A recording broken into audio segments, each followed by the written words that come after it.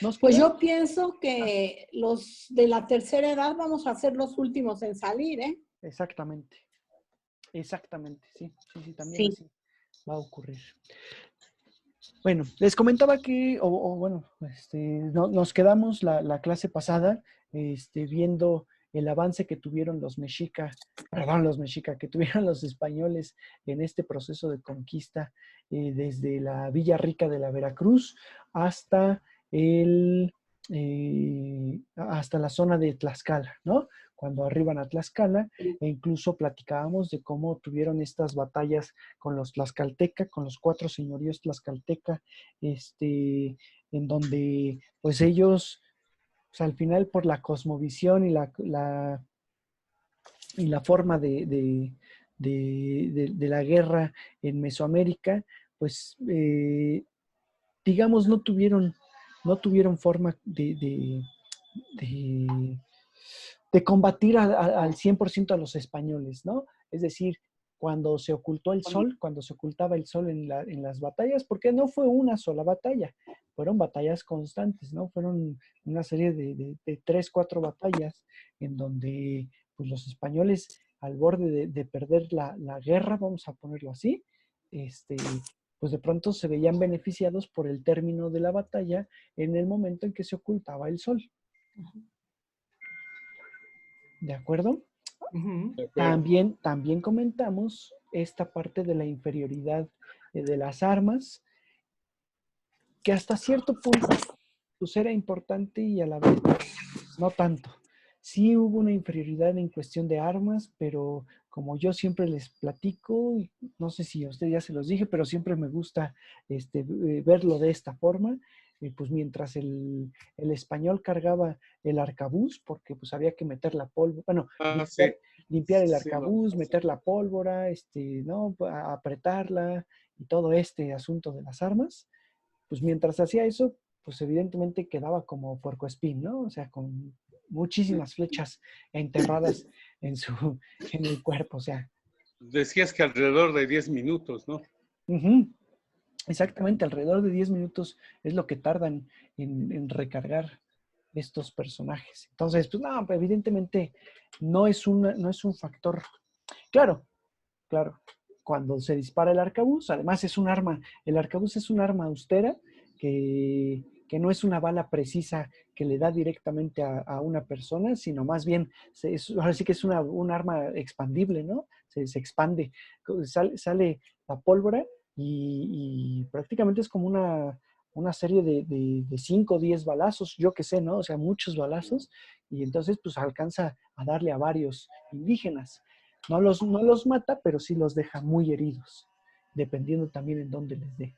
Entonces, pues esta parte siempre hay que tomarla en cuenta porque de pronto la historia durante el siglo XIX, vamos a decirlo, o sea, vamos a irnos para atrás. En el siglo XIX, 1820, 1830, cuando se estudiaba la historia, estaba la moda, estaba la tendencia de que la historia únicamente se estudiaba a partir de lo que se dijera en los documentos. Y entonces van a los documentos y pues ¿qué documentos tenemos escritos? Pues la historia de la conquista, ¿no? Historia verdadera de la conquista de Bernal Díaz del Castillo. España. Pero me refiero a la historia de la conquista de la Nueva España, pero es la historia verdadera de la conquista de Bernal Díaz del Castillo. No sé, las cartas de relación de Hernán Cortés, todas las historias de la conquista de los distintos frailes. Está Fray Agustín de la Madre de Dios, Fray Jerónimo de Mendieta, Fray Juan de Zumárraga, Fray Bartolomé de las Casas, que también escribió algo sobre la conquista, Fray Toribio de Benavente Motolinia, pero al final todos ellos, todos los frailes están repitiendo lo que dijo Cortés prácticamente, y lo que un poco les narraron los mismos conquistadores. Entonces, ¿qué dicen ellos? Pues, ¿qué es lo que van a decir? No, eran muchos indígenas y al final los vencimos y fuimos grandes y fuimos importantes. Y pues eso en el siglo XIX era la historia válida, la historia oficial. ¿Qué es lo que se hace actualmente también? Pues que ya prácticamente se intenta buscar una recreación, es decir, utilizar otras fuentes para escribir historia. Encuentran los arcabuces y entonces pues vamos a ver cómo funciona un arcabuz, ¿no? Y entonces hacen la recreación, lo rellenan un poco, según lo que decía Cortés, en dónde se escondían, cómo lo hacían, disparan y dicen, con un arcabuz pues no matas a tantas personas, ¿sí? Matarás a una que otra. ¿Cuánto tardas? A ver, hazlo lo más rápido posible. Pues te tardas tanto tiempo, o sea, es decir, se van encontrando y se van detectando nuevas fuentes para la historia. ¿De acuerdo? Eso es importante mencionar. Pero salían como 10 balazos. Es que no es como tal una sola bala. O sea, es una pólvora al final de cuentas. Es una bala que se rompe, que se desfragmenta, ¿no? Por la explosión. Entonces, por eso es que esa bala se desfragmenta y pues un fragmento va para la derecha, otro para la izquierda, otro para el frente, para arriba, ¿no? Ese es el detalle. ¿De acuerdo? Entonces, estando ahí en Tlaxcala, pues resulta que también pues siguen llegando enviados de Moctezuma con obsequios que no les permiten entrar directamente a Tlaxcala, pero que al final pues están mandando el mensaje, ¿no? Están llevando el mensaje de que no entren al principio, pero después al final, ahora sí que al final los mexica, pues yo diría que se dan por vencidos, ¿no? Es decir, ya no podemos detener a estos personajes que vienen del mar, estos personajes blancos, ya no los podemos detener allá, entonces pues hay que buscar otra estrategia. Y la otra estrategia es que entren, pero que sean dirigidos directamente por los mexica, porque si permiten que los tlaxcalteca los dirijan, entonces probablemente vengan en son de guerra y continúen, ahora sí que continúen peleando por los mismos españoles, cuando lo que están buscando los mexica es, pues es hacer las cosas de manera pacífica. Yo aquí lo comento, y esto se nota y esto es evidente en la medida en que no hay un ataque inmediato contra los españoles. ¿De acuerdo?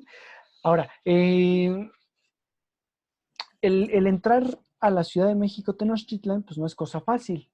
Como ustedes saben, hay montañas de principio, hay poblaciones indígenas, había un lago, bueno, que aquí lo estamos viendo en la mapita que les estoy mostrando,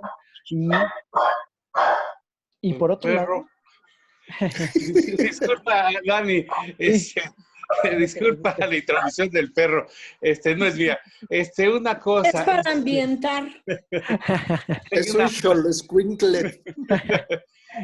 Yo tengo una duda. A la hora decimos que los tlaxcaltecas fueron los traidores porque metieron a ayudar a los conquistadores. Ajá. Pero la duda es que cuando agarran la ruta esa difícil, dicen que fueron los mexicas. Tú nos dijiste que viéramos el de ojos azules, no sé qué.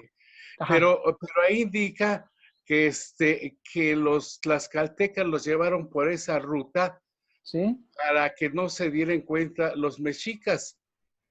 ¿No es que es eso? ¿O es que los mexicas los llevaron por ahí para hacerles más difícil la caminata?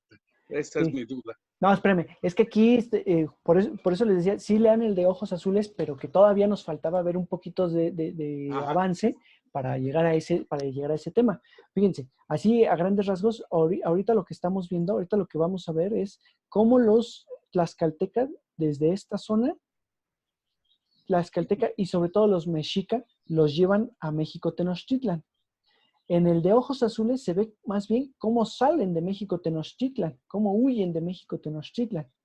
¿De acuerdo? Sí, sí. Pero en la parte alta, entre Cihuatlán y Tlahuel, por ahí, ¿quién los lleva? ¿Los tlaxcaltecas o los mexicas? ¿Entre dónde es Iguatlán? Alotonga, Teciutlán, la parte alta que tienes. Tlaxtlahuiquep. Ah, ok. Ah, Tlatlauquitepec. Tlatlauquitepec.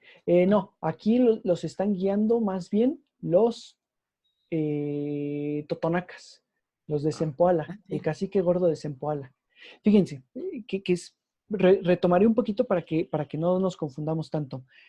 Llegan aquí a Veracruz solitos los españoles. Sí, a partir de hacer una batalla con los de Centla, con los mayas y todo eso, pero aquí llegan solitos. Aquí en Veracruz van y fundan la Villa Rica de la Veracruz, la segunda, que está más arriba. Y ahí se encuentran a los totonacos que están aquí en Zempoala, y esos totonacos se acercan ofreciendo su apoyo y avisándoles que no se fíen de los mexica, que están llegando con regalos y que están llegando con mensajes pues digamos, de huida, ¿no? Para que huyan los españoles. Entonces, ahí les están diciendo a los totonacos que no se fíen y les brindan el apoyo. Los llevan por esta ruta. Por supuesto, hacia el norte simplemente van, digamos, a toda esta sierra madre por la cuestión de el alimento y por ir descubriendo nuevos pueblos. Por ir descubriendo, bueno, descubrir para ellos, pero me refiero a ir pasando por pueblos. En la medida en que van pasando, no en todos pelean. De hecho, en muchos de estos no pelean, simplemente hacerse presentes para que vean que llegaron, digamos, los españoles, ¿de acuerdo? Pero todo esto guiado por totonacos. Llegando aquí en esta zona de Tlaxcala, los tlaxcaltecas los reciben con una batalla, o sea, los reciben con las armas. Y de hecho, los españoles le reclaman a los de Zempoala de por qué no les avisan que va a haber una batalla, o sea, que estos personajes son guerreros, pensando en que los de Zempoala son los que le están tendiendo la trampa aquí en Tlaxcala. Después de haber peleado aquí en Tlaxcala y después de haber vencido, los tlaxcaltecas, pues digamos, lo que hacen, que les mencionaba, dicen, si no puedes con el enemigo, entonces únete a ellos. Y deciden brindarles el apoyo para continuar a México Tenochtitlan y de alguna forma pues conquistar a los mexicas. O sea, no es para conquistarlos, porque también esa es otra. La intención de los tlaxcaltecas no es vamos y conquistemos, no, es vamos y vamos a vencer a ellos, ¿no? O sea, el chiste es ayúdame a quitarme del yugo de los mexicas, pero además hay que vencerlos en la batalla para capturar cautivos. Nunca están pensando en, ay, vamos a conquistar y vamos a crear un nuevo reino, ¿no? De la Nueva España. O sea, en esos momentos los tlaxcaltecas todavía no piensan en ello. Los españoles... No, más bien era quitar a sus opresores, ¿no? Exactamente. Porque, pues, no conquistarlos, sino definitivamente era como que ya déjame de molestar, ¿no? Exacto, sí. Sí, porque, digo, aquí hay algunos profesores, digo, yo me acuerdo sobre todo ahí en la facultad de Eduardo Ibarra, que es un profesor que se dedica al estudio de conquista, siempre nos comentaba, él tenía mucha tendencia hacia los españoles, ¿no?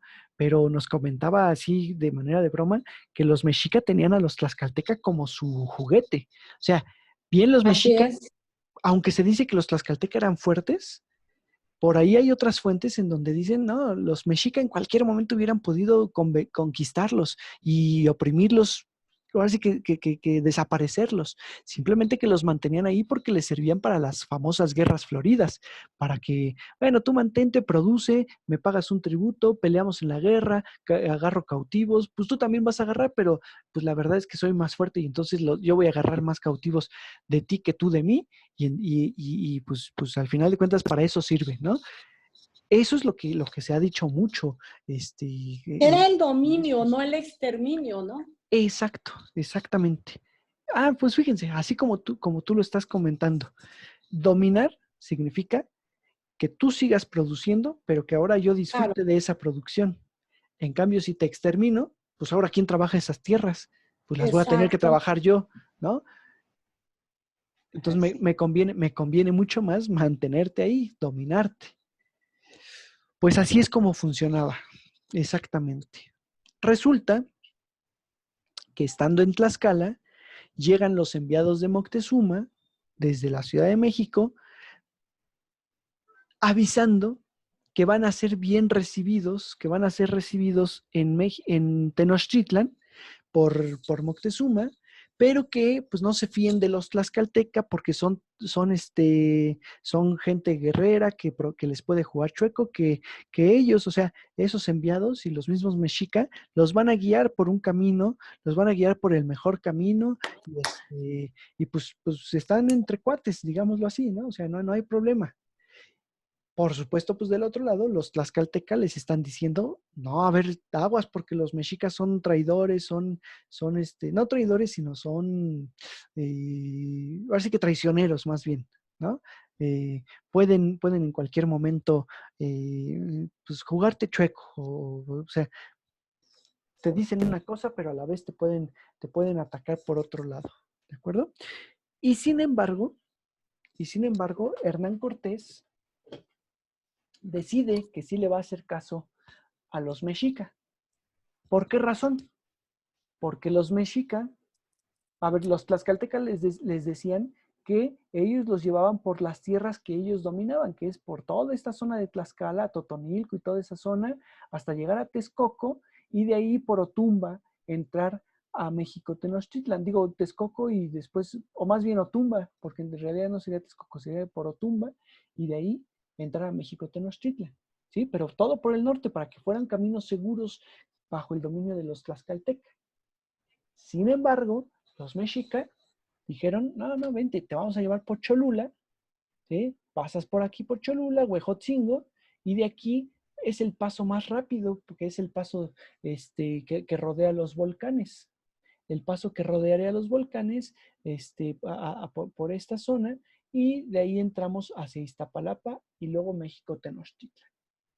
Cortés, por supuesto que en esos momentos había visto los dos volcanes que están aquí, Iztaccíhuatl y Popocatépetl. Y él entendía que tenía que pasar por ahí, para pasar por los pueblos bajo el dominio de los mexica, y entonces lo mismo, ver que con los mexica, digamos, hay una buena relación. Por otro lado, pues dar un golpe de autoridad, ¿no? Si fuera el caso necesario.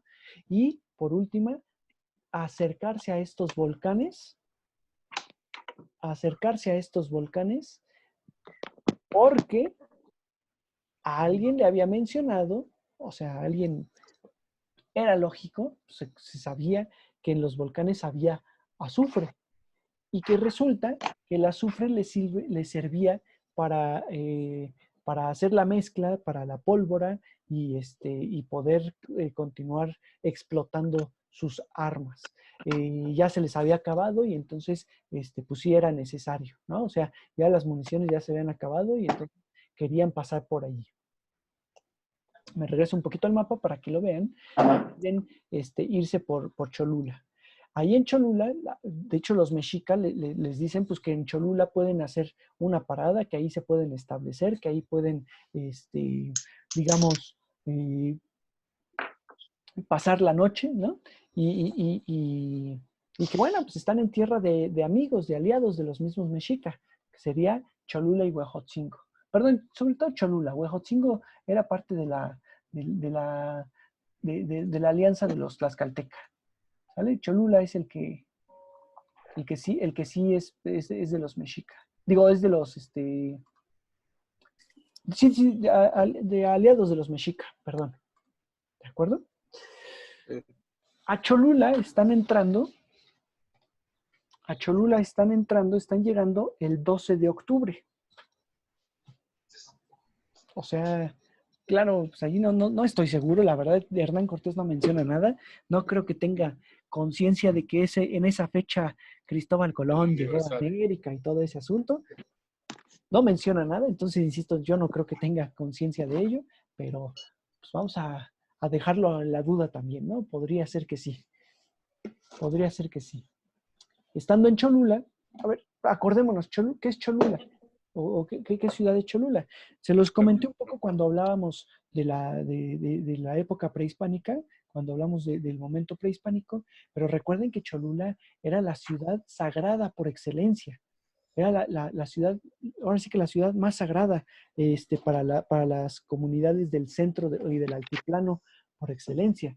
Allí estaba la gran pirámide de Quetzalcóatl. Actualmente, La más grande, ¿no? Actualmente es el basamento piramidal más grande del mundo. No es el más alto, pero sí el más grande. En cuestión de amplitud, ¿de acuerdo? Uh-huh. Llegando a Cholula. Perdón. Y aquí para que quede claro también. Muchos dicen, no, ese Teotihuacán era la ciudad sagrada. Teotihuacán era una ciudad vieja, una ciudad derrumbada, una ciudad en ruinas. Ya para la época de los mexicas, Teotihuacán ya estaba en ruinas prácticamente. Y sí, era un centro importante, un centro religioso importante, de donde habían nacido los dioses, pero no el más importante porque ya no estaba en uso. La más importante era Cholula en esos momentos, ¿de acuerdo? Llegando a Cholula, la descripción de Hernán Cortés es que era una ciudad inmensa en cuestión de tantas cues que había, que son las cues, Q, así CU, así lo escriben en las cartas de relación, CU. Los Q son las, digamos, como torres, como almenas de las mezquitas. Por supuesto que no había mezquitas, ¿no? O sea, él está haciendo una comparativa. Hay templos sagrados para el hereje o para los paganos. Entonces, si el pagano, más bien el hereje allá en Europa es el musulmán, pues entonces aquí le está dando denominación de espacios musulmanes a los templos prehispánicos, a los templos de las comunidades prehispánicas mesoamericanas, ¿de acuerdo? Y él menciona que hay tantas cues como días del año. Así lo dice en la carta de relación. Aquí también es importante y quiero que se entienda bien. Son formas, son expresiones. Es como cuando nosotros decimos, pues ¿cuántas hay? Pues un chorro, ¿no? Hay muchísimas. Pues para ellos decir muchas es decir, hay tantos como días del año. Y no quiere decir que haya 365 iglesias, como siempre se ha dicho que en Cholula hay. Digo iglesias ahorita porque en teoría todas esas iglesias estarían sobre templos prehispánicos. Entonces habría tantos, ¿no? No, es una expresión. Es simplemente una expresión de haber muchos templos prehispánicos. Cuando se da cuenta de esto, Hernán Cortés entiende la importancia de Cholula y digamos, pues ahora sí que la importancia de la decisión que tomó de pasar por ahí.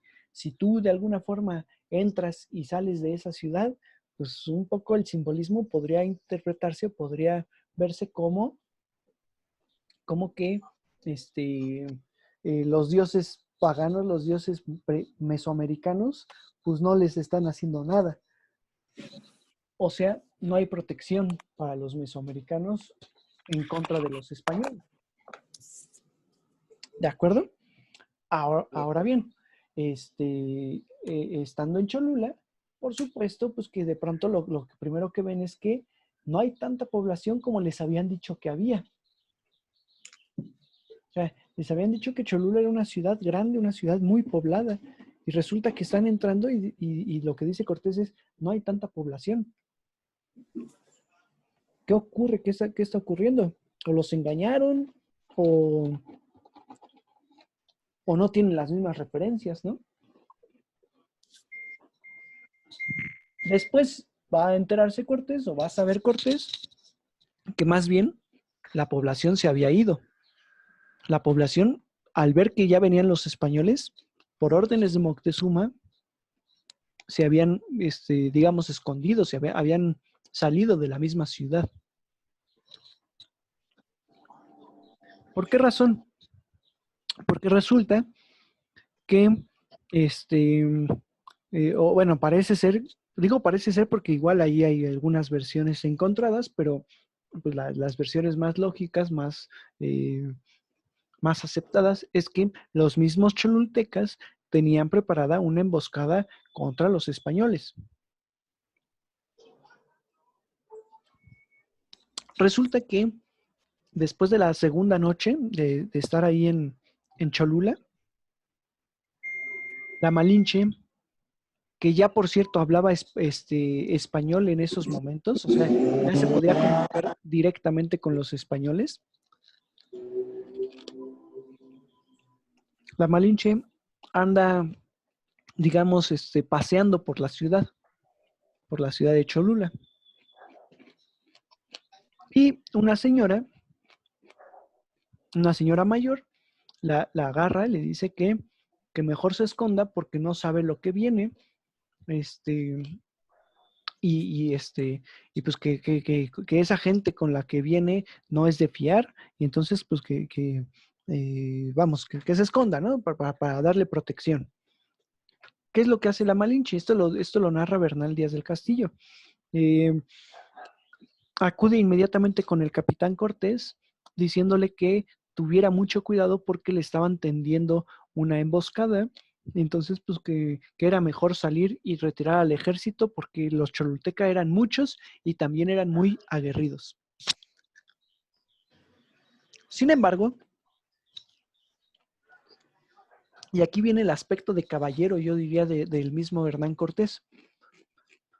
Sin embargo, Cortés ahora sí que no huía de cualquier batalla.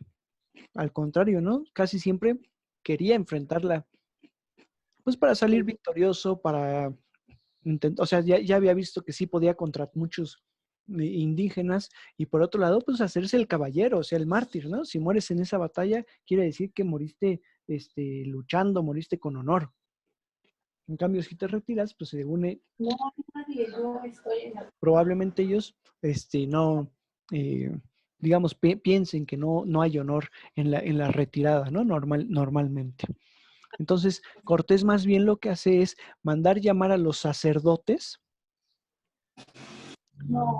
a los sacerdotes cholulteca, los manda a llamar a la plaza, enfrente de la pirámide de Quetzalcóatl, a la pirámide de Cholula, y los enfrenta, diciéndoles que, bueno, según lo que dice Cortés, los enfrenta reclamándoles más bien la emboscada que según le tenían preparada, y pues que le dijeran quién la había planeado, si ellos o los mismos mexica, que de alguna forma los habían obligado a ir por ahí, ¿no?